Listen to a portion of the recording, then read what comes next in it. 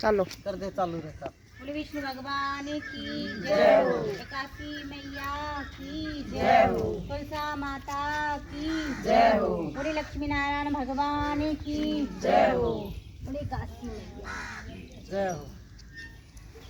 फागुन मास के शुक्ल पक्ष की एकादशी हाँ हाँ जोर आवाज से आओगी इसमें? हाँ तो जोर से बोलूंगी। माइक दे देती मुँह तुम्हें सही है, माइक मिल गया तो राम जी ने जी माइक दे रखी है। मानधाता जी बोले, हे वशिष्ठ जी, यदि आप मुझ पर प्रसन्न हो तो आमला व्रत की कथा कहिए जिससे मेरा कल्याण हो। वशिष्ठ जी बोले, हे राजन, सब व्रतों में उत्तम और अंत में मोक्ष देने वाला आमला एकादशी का वर्णन कहता हूँ। यह फागुन मास के शुक्ल पक्ष में होता है। इस व्रत का पुण्य 1000 गोदान के फल के बराबर है। आपका एक पौराणिक कथा कहता हूँ। एक वैदिक नामक नगरी में ब्राह्मण, वैश्य, क्षत्रिय, शूद्र 4 वर्ण के आनंद पूर्वक रहते थे। उस नगर में जयद्रथ नामक राजवंश चंद्रवंशी राजा राज्य करता था। बहुत विद्वान तथा धार्मिक था। वह उस निवास में वृद्ध से बालक तक प्रत्येक एकादशी का व्रत करते थे।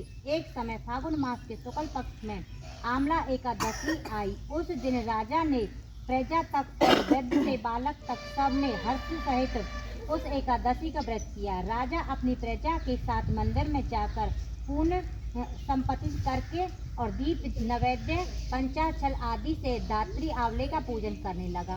वह सब धात्री की इस प्रकार स्तुति करने लगे, हे धात्री, तुम ब्राह्मण रूपनी हो, तुम ब्रह्मा जी द्वारा उत्पन्न हो और सारे पापों को नष्ट करने वाली हो। तुमको नमस्कार करता हूँ।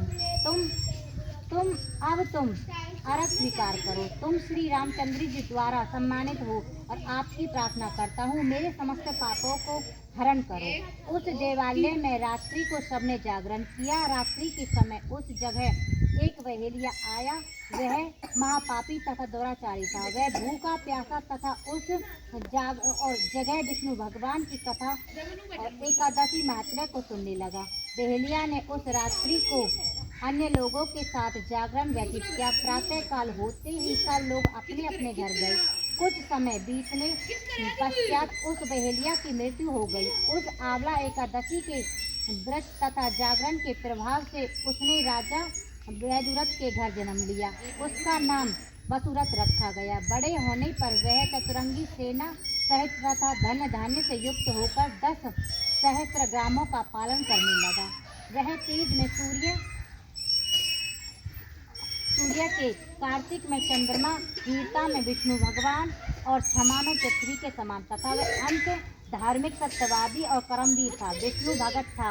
वह सदैव यज्ञ किया करता था। एक दिन वह राजा शिकार खेलने के लिए गया। देवयोग से वह राजा रास्ता भूल गया। तब वह उसी वन में एक वृक्ष के नीचे सो गया। उसी समय वहां मछुआरे आए और राजा को अकेला देखकर उस पर मारो मारो शब्द से टूट पड़े। वह मछुआरे कहने लगे, यह दुष्ट राजा ने हमारे संबंधियों को मारा तथा देश निकाला दिया, अतः इसे अवश्य ही मारना चाहिए। ऐसा कहकर वह मछुआरे उस पर शस्त्र का प्रहार करने लगे।